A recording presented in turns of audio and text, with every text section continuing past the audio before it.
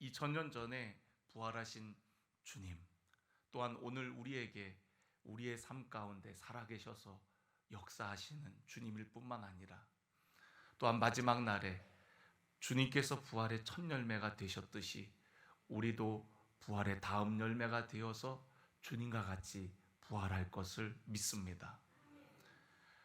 부활은 역사적 사실이고 또한 오늘 그 부활하신 주님께서 살아계셔서 역사하시며 온 우주를 오늘도 주관하고 계실 뿐만 아니라 또한 앞으로의 우리의 삶 가운데 부활 소망을 통하여서 어떤 어려움과 어떤 환경 가운데에서도 흔들리지 않는 그런 은혜를 우리에게 주시는 줄로 믿습니다. 인간이 가장 두려워하는 것은 죽음입니다. 죽음은 우리 자신뿐만 아니라 주변에 있는 많은 사람들에게 영향을 미치게 되어집니다. 부모의 죽음 앞에 자녀들과 또 많은 사람들이 슬퍼하고 또 자녀의 뜻하지 않은 죽음 앞에 부모의 가슴은 평생 씻을 수 없는 아픔이 있게 되어집니다. 죽음이 우리에게 안겨주는 슬픔과 아픔이 얼마나 큰가를 우리는 잘 알고 있어요. 아무리 현대의학이 발전했어도 죽음을 피할 수 있는 방법은 없습니다. 왜냐하면 죽음은 범죄한 인간에게 주어진 하나님의 심판이기 때문에 그렇습니다. 우리를 사랑하신 하나님은 인간의 죽음 문제를 해결하기 위해 이 땅에 하나밖에 없는 아들 예수님을 보내어 주셨습니다. 우리가 치러야 할 죄의 대가를 죄 없으신 예수님께서 십자가에서 모두 담당하시게 하셨습니다. 예수님께서는 하나님께서 주신 그 사명을 다 마치는 그 순간 다 이루었다라고 말씀하셨습니다. 여러분, 다 이루었다라는 표현은 다 지불했다라는 의미도 있다고 말씀을 드렸죠.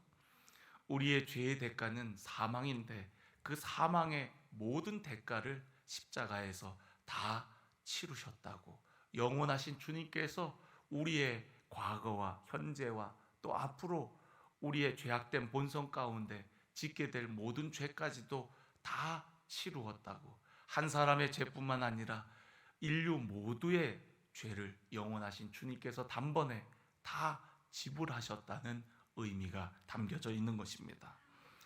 그렇기 때문에 십자가는 우리 죽음의 문제, 죽음의 형벌에 대한 유일한 해결이고 또 우리의 삶 가운데 생명을 주는 유일한 방법인 줄로 믿습니다.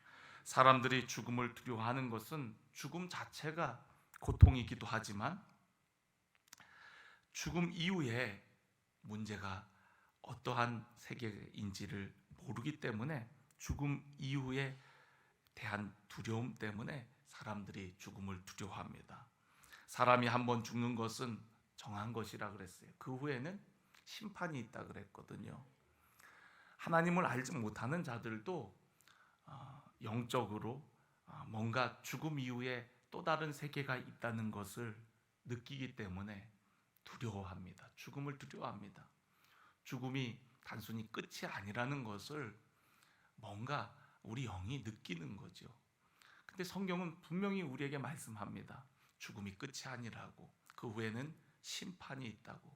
우리가 이 땅의 삶을 어떻게 사느냐에 따라서 의의 심판, 생명의 심판으로 또 반대로 형벌의 심판을 받게 되어진다라고 말씀하고 있습니다. 오늘 저와 여러분이 부활하신 주님을 통하여서 우리에게 생명의 심판, 의의 심판이 기다리고 있는 줄로 믿습니다. 주님의 부활은 우리에게 참된 생명과 또 희망과 용기를 주는 것이에요. 주님의 부활을 통하여서 우리는 죽음이 끝이 아니라 주님이 부활하셨듯이 우리도 부활할 것을 소망을 갖게 되어집니다. 부활의 첫 열매가 되셨다는 것은 우리들이 그 다음 열매가 되어진다는 것을 의미합니다. 다른 수많은 종교들은 무덤을 자랑하지만 우리는 무덤을 자랑하지 않습니다. 왜냐하면 무덤을 여시고 부활하셨기 때문에 그렇습니다. 무덤은 더 이상 우리에게 의미가 없습니다. 왜냐하면 지금 우리와 함께 하시는 주님 때문에 그렇습니다. 다시 사신 생명의 주님이 오늘도 우리의 삶 가운데 역사하고 계시기에 오늘 우리는 무덤 따위에 집중하거나 그것을 신성시하지 않습니다. 저는 오늘 여러분들이 이러한 놀라운 사실을 전하는 부활의 증인들이 되어지기를 간절히 원합니다. 사도행전 1장 8절에 오직 성령이 너희에게 임하시면 땅끝까지 이르러 내 증인 된다라고 약속하고 있습니다. 여러분, 성령 받은 자만이 증인된 삶을 살아갈 수가 있습니다. 사도행전 전체를 읽어보면 사도들이 땅끝까지 이르러 복음을 증거하게 되어지는 과정을 보게 되어지는데, 그들이 가는 곳마다 전하였던 것은 우리를 위해 죽으신 예수 그리스도의 십자가 사건과 그리고 부활의 사건을 증거한 것을 보게 되어집니다. 그러니까 그들은 부활의 증인이었습니다. 만약 우리가 십자가에서 우리의 신앙이 끝났다면 우리의 신앙은 어쩌면 슬프고 또 어쩌면 절망 가운데 여전히 있는지도 모릅니다. 그런데 그 부활한 십자가를 지신 주님은 부활하셨고, 우리의 시선은 십자가에만 머물러 있는 것이 아니라 십자가를 넘어 부활하신 주님을 볼 수 있기를 간절히 원합니다. 오늘 여인들이 그랬습니다. 오늘 여인들은 갈보리 언덕 십자가에서 예수님께서 죽으시는 것을 보았던 자들입니다. 그 자리에 있었던 자들입니다. 그리고 무덤에까지 이르렀던 자들입니다. 근데 그 무덤에 가니까 십자가에서 죽으신 주님은 보이지가 않는 거예요. 무덤은 빈 무덤인 겁니다. 그들이 천사들의 이야기를 듣고 그 부활하신 주님을 전하려고 달려갈 때에 부활하신 주님을 만나게 되어지죠. 부활하신 주님을 보고서 그들은 부활의 증인들이 되어집니다. 그러니까 여러분, 오늘 우리의 시선이 십자가에만 머물러 있는 것이 아니라 빈 무덤, 더 나아가서 부활하신 주님을 바라볼 때, 그분을 만날 때 여러분, 우리는 온전한 증인된 삶을 살게 되어지는 줄로 믿습니다. 부활의 주님을 만난 여인들은 절망에서 희망으로, 또 슬픔에서 기쁨으로 변하게 되었습니다. 누가복음 24장에 보면 엠마오로 내려가던 제자들이 부활하신 주님을 만나고 나서 그들의 눈이 밝아지게 되어지고요, 그리고 그들에게 깨달음이 있게 되어지고, 엠마오로 내려가던 길을 멈추고 다시금 예루살렘으로 올라가서 그들이 만난 부활의 주님을 증거하는 모습을 보게 되어집니다. 우리도 부활하신 주님을 바라보고 또한 그 주님을 만남을 통하여서 부활의 증인된 삶을 살아가기를 간절히 원합니다. 살아계신 주님을 증거할 때 우리 안에 참된 기쁨과 감격이 있게 되어집니다. 여러분, 정말 기쁘고 감격스러운 것은 말하지 아니하고 전하지 아니하고는 견딜 수가 없는 것입니다. 우리가 어디 좋은 데 갔다 오면 누군가에게 말하고 싶잖아요. 이야기하지 않고 견딜 수는 없잖아요. 그런 것처럼 생명의 주님, 우리를 위해 부활하신 그 주님을 만난 그 사람들의 삶은 전파하지 않을 수가 없다는 거죠. 오늘 이 여인들도 큰 기쁨으로 빨리 무덤을 떠나서 제자들에게 알리려고 다름질할세. 여러분, 큰 기쁨, 그리고 빨리 무덤을 떠나고 그리고 달려가는 모습을 보게 되어집니다. 오늘 저와 여러분이 복음을 증거하는 모습이 이 여인들과 같기를 간절히 원합니다. 복음 전하는 기쁨이 우리 안에 충만하기를 원하고요, 그리고 빨리 전해주기 위해서 우리가 그 영혼들에게, 오늘도 절망과 낙심 가운데 있는 수많은 사람들에게 한시라도 빨리 달려가서 전하여 주는 우리 모두가 되어지기를 간절히 원합니다. 여러분, 사망의 종로를 타는 이 땅의 사람들, 아직도 어두운 밤 가운데 있는 이 땅의 사람들에게 복음의 소식은 가장 그들이 들어야 될 소식인 줄로 믿습니다. 로마서 8장 1절에 그러므로 이제 그리스도 예수 안에 있는 자에게 결코 정죄함이 없나니 이는 그리스도 예수 안에 있는 생명의 성령의 법이 죄와 사망의 법에서 너를 해방하였음이니라.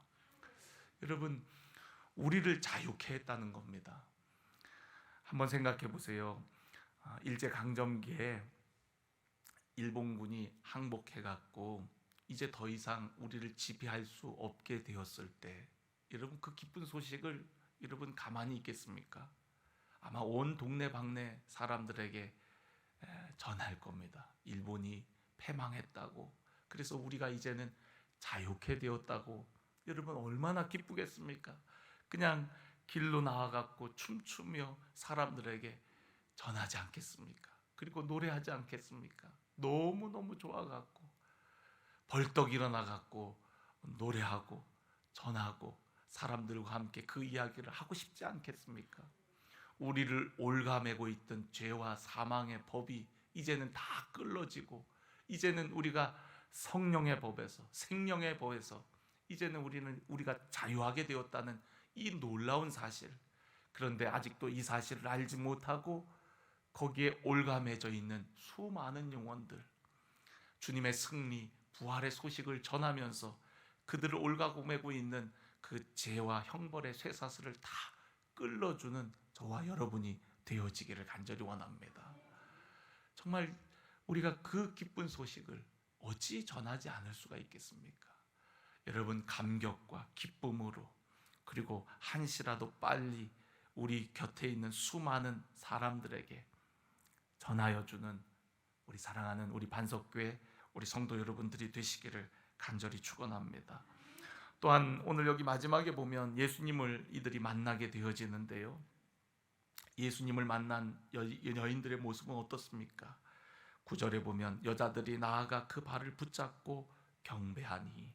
여러분 경배라는 표현은 우리 하나님께 우리가 드리는 표현입니다. 그러니까 부활하신 주님은 그분이 바로 하나님이심을 고백하고 있는 것이죠. 여러분 우리가 부활의 주님을 만나고 나면 그분은 살아계신 하나님의 아들이심을 고백하며 우리가 섬겨야 될 하나님이심을 깨닫게 되어집니다. 도마가 부활하신 주님을 만나기 전에는 의심하죠. 충분히 그럴 수 있다고 생각합니다. 왜냐하면 죽은 자가 다시 살아나는 것은 있을 수 없는 일이니까요. 예수님께서 십자가에서 죽으시는 것을 똑똑히 본 수많은 증언들이 있는데, 또 몇 사람들이 예수님이 부활하셨다고 이야기하니까 혼란스러웠겠죠. 또 확인하고 싶었겠죠.